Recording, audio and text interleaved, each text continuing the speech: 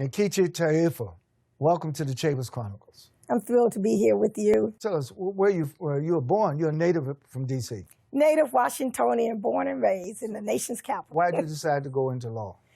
Well, my daddy always said, Needy, that was my nickname growing up, you have to be good with numbers to be a doctor, good with letters to be a lawyer.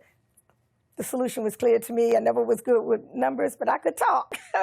So I decided to become a lawyer. But it was even more than that. It was really the times during which my coming of age occurred, which was kind of like after the Civil Rights Movement. I'm in the 8th grade when Black Studies is first coming into the classroom. And I'm at Ribaud Junior High School, and there's this poster on the bulletin board of my Black Studies classroom, 1968. Of a black man with a black beret on his head, with a spear in one hand and a rifle in the other hand, sitting in a Grand Slam wicker chair. And Dr. Ben, sounds like Huey Newton. That's exactly what. But I was asking the teacher, well, why is he in prison? Why is the head of the Black Panther Party being represented by white lawyers? I'm asking, where are the black lawyers to represent the black people? And then I knew I wanted to be one of those black lawyers to help represent black people. You're one of the lead lawyers now in the reparations movement.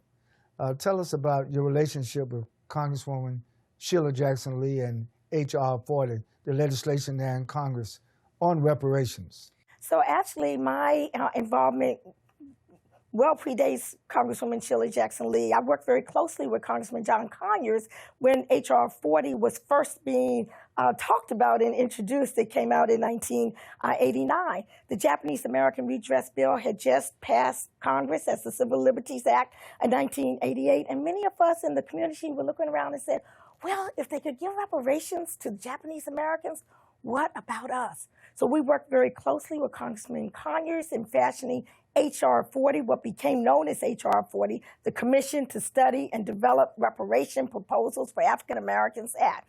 That was over 30 years ago.